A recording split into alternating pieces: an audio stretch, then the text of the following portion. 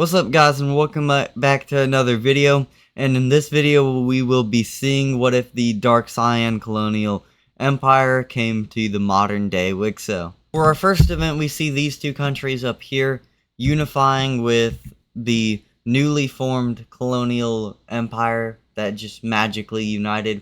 Now this country is going to be stable, I guess. It can't really not be, but yeah. It unites with these two. It unites with those countries like so. And for this scenario, I cannot put in alliances or the AN. Now we're here in Oceania. And in this little situation, we are going to see the red Australian country fighting a civil war against its old counterpart, the blue team. Now, the blue Australian team and the red Australian team have just fought. Red Australia recently united the continent under fascism, I'm pretty sure. With the Red Australian country being extremely crippled due to them losing lots of their major territory and the bad assimilation of the Blue Australian team, the Blue Australian rebellion is going to get really big really fast. But here we see the Red Australian country pushing back against them. But also, we have the Dark Cyan country even getting involved as a quick land snatch up, and they're going to be like, hey, you're weak, we crippled your government. Now, due to them sharing an ideology like shown, they're fascist, so is Dark Cyan. So, they're going to have some backlash from the fascist countries in this Wixo. But overall, we generally see the Dark Cyan team absolutely obliterating the red country, and the red country is going to be like, alright, our people don't like us, other countries don't like us, let's go ahead and surrender so our people die out less and the government's overthrown by the people. So let's see this peace treaty. This will be the peace treaty with all the blue team territory being returned to them. Never mind, had to fix that border, but this is the peace treaty. But with this recent expansion, they're going to get real close with the blue team, but really split. So, there's people that like the Cyan team, and then people that are entirely against them. Because they are fascist right now, but they're more of a monarchy fascist mix, because they are an empire right now. And their empire is huge, and very stable, because this is Fantasyland. But, right now, we will be seeing an alliance formed against this team. Here we see two alliances form. So, we see the Circle team forming in South America first. Then they're like, hey, guys, I know we're not ideologically similar, but y'all gotta realize, we gotta worry about this. And then in retaliation, then they make the Square Team alliance with Russia because Russia hates Europe. And then Oceania joins in because they see the Dark Cyan team as their savior from the Red Australian team. Now with this retaliation that they're doing, they ain't just going to retaliate like that. They're just going to invade into this team right here, this team, and the other Libyan team. So let's go ahead and see that. So for their invasion of the Libyan teams, they're just going to invade along the coast. They can't really push into the Sahara over here, so they're going to invade along the coast instead of doing a more longer invasion taking place through them pushing through the Sahara. You gotta remember, they do have Gibraltar because they're in Iberia, of course. But they're going to push like so, and I'm not making the fronts different colors for just a reason.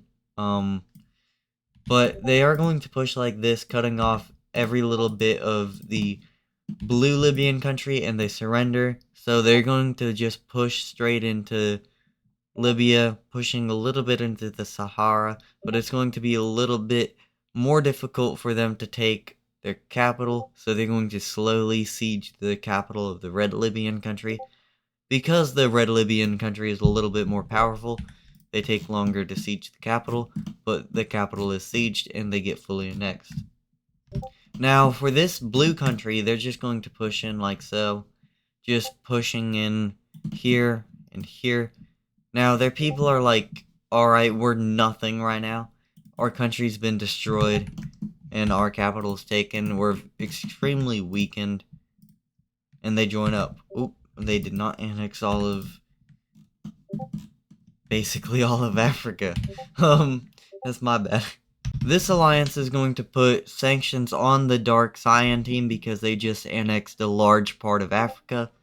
With this, the Cyan team's going to be like, alright, what's that supposed to do? We're the strongest country in the world, and our empire's large. And they're going to be like, well, wait until next invasion.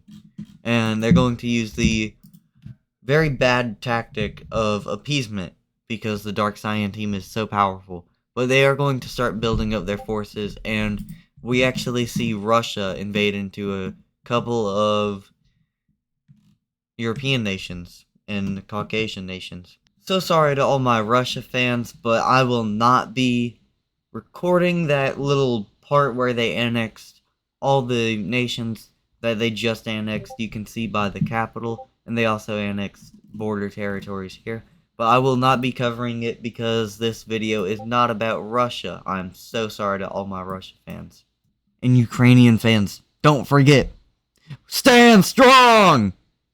And these two Caucasian countries joined the alliance of the Circle team, and they also unite so they're stronger. With the recent invasions, the Caucasian country, the Farmers Union, and the Poland country all join the Circle team alliance.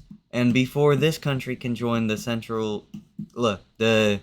Circle team alliance, this country right here will be invaded by the Russian Empire, like so. So I'm not even going to review this. Most of the people in this country support this, but they do get annexed. Here we see the Cyan team declare war against West Africa, not South Africa. Not looking at you, big country. With this, they quickly push into Gibraltar, and they're pushing fairly fast. But after this little major push, we do see that West Africa is easily making a push back, but aren't able to free up Gibraltar, as we see the preparations that were made by the nations in the Circle Alliance was actually pretty good, but that still has no effect because the Dark Cyan team country's navy completely starves out this country, and they just completely control the coast. Now, without the coast, this country is nothing. So they quickly surrender because they're starving out and killing children, women, and men. Everyone in this country are slowly dying out, and it is a disgusting war tactic. And they can't use it against the European nations, though. And they're going to push into the Galician country, but they ain't going to push that far. They're only going to push to about here. When they get about here and try to push into the Catalonian country, they're going to be getting some withdrawal. As massive amounts of troops from the Green France country quickly storm into the Dark Cyan team as they push up here very fast. Now with this, we do see a lot happening here with the Dark Cyan team quickly making a push back here, but the Green France and Catalonian nation make a very, very powerful defensive against this team, but they do know that the Galician nation is cooked, so the Galician nation goes ahead and surrenders and gives all its men over to the Circle Team Alliance so they can make a defensive along their border. Here in South America, we just see massive calling of troops and recruitment all over this continent and just harvesting this continent for its people. But other than that, South America completely surrenders and they only use it for its navy and stuff. But in Oceania, they're fine, and they're going to keep on being fine, as all of Oceania completely supports the Dark Cyan nation. But as we can see, this land is just surrendered over to the Circle Team Alliance. But let's continue the scenario. Here with the massive amounts of troops flooding in, they're going to push like so, quickly pushing behind green French lines, and they're also going to be pushing into Catalonia a little bit, like so, and Catalonia is going to lose this city completely. Now with this encirclement, it's going to be very dangerous for Green France, and they're going to lose all of that land. Now with them pushing up here, they're going to quickly realize, hey, we're cooked. So Dark Cyan calls in their ally of the Russian country. The Russian country joins the war on the side of Dark Cyan, and so do the Oceanic countries, but they can't do anything, so they're just sending troops and support.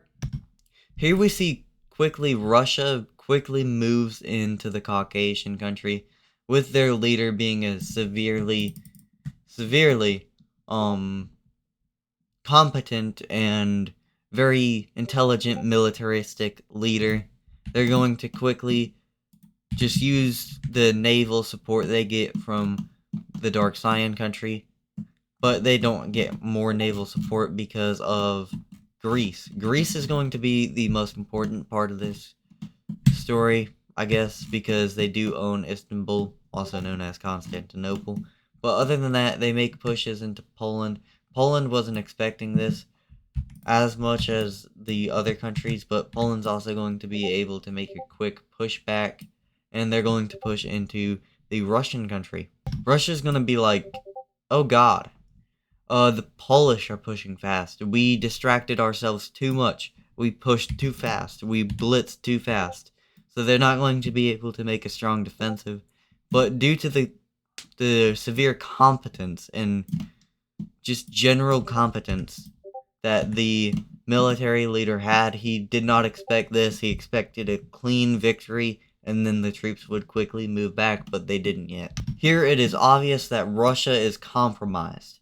So the Farmers Union quickly moves into what would be Moldova and Ukraine, and quickly they free up the Ukrainian country, and the Ukrainian country is going to join the war, and they're going to push into Russia. But also with this, the Ukrainian country can't do much because they were just a part of Russia, and they're going to get pushed back a lot, and the troops are still in Caucasia. But with this, the troops move, they push into the Farmers Union, they push into little bits of Poland's occupied territory of their country, and they push like so, not pushing much, but enough to make a proper defensive on their border. With massive amounts of troops flooding into France, they quickly make a push, and with this, they push deeply into my bad, but they deeply push into Galicia, and Galicia rebels against the I guess occupiers of them. The Galician country is independent and not a part of the Dark Cyan team anymore as occupied territory. And with the French pushing back, the Catalonians are going to push back with the French, and they're going to support each other. But the French quickly move down and take all their previous territory, and they're going to push into the... They're going to make a quick push, capturing a major city here and here. Now I'm just mixing the fronts because I don't want to make different front colors. But they will be pushing here, and they're also going to free up some Galician land. But Galicia is just going to be like, alright, if you just give me all my previous land, I will leave the war and not be in your hair. And that's what they do. And with this, they can't send as much supplies through, so they quickly get pushed back. They make that deal, and with this, West Africa is going to rise up against the Galicians, not Galicians, the Dark Cyan team, and they're going to quickly be like, alright, give us back all our land that you occupy, right? And we'll leave the war. And that they do. And with this, the colonies of the Dark Cyan team keep thinking, are we really fighting for this weak country that's giving up occupied territory that we took? Our men are just dying on this front, and then we're just making deals just to get out of this war. with so many different countries and fighting them again. So Africa's going to leave and Oceania is going to leave, but Oceania is going to be controlled by mainly the blue Australian country, and they're going to also take New Zealand. But these other nations in the Caribbean, they're just going to become a part of a new nation. But I'm not gonna make that new nation. These new nations. I'm just gonna color them white, like how I did with the South African colonies, like here. These colonies absolutely hate the Cyan team, but Brazil is going to be occupying them, I guess, for the most part. Because Brazil is the strongest nation here, they're just going to be occupying them with all the other South American colonies. And then America, I guess, could occupy America's going to occupy the Caribbean like so. And they're also going to occupy the Caribbean islands over here. But other than that, the colonies are against them. And this is when Galicia's like, I don't care about that treaty that I made with you. I'm gonna go to war with you. So they're like, yeah, we pushed into you. What are you gonna do? This is a complete surprise attack. And without even a second thought, they quickly push back the Galicians. And this is going to be really easy because they just reformed their nation and they're trying to reform their government a bit. But they do push in a little bit, like so. And with this, we also see the French quickly pushing in and retaking the occupied areas. With this, they're going to quickly see a quick push and they surrender over to the French, like so. And with this event happening, Russia's going to be like, I leave the war, leave me alone. But these other nations aren't going to have that. So with the massive amounts of troops coming from the Dutch and everyone in here, they're just going to be like, alright, quick spearhead. The Russian people do not support this. We don't support this. So yeah, let's go ahead and take out Russia. Now, I could do a peace treaty, or I could not. But, I will post the peace treaty in community posts, I guess, if I want to. But you will see it there, hopefully, if I make it. But I'm not going to make a treaty for this. But hope y'all did enjoy this video. And don't forget to like and subscribe. Every subscriber gets me closer to 1K, and I love y'all.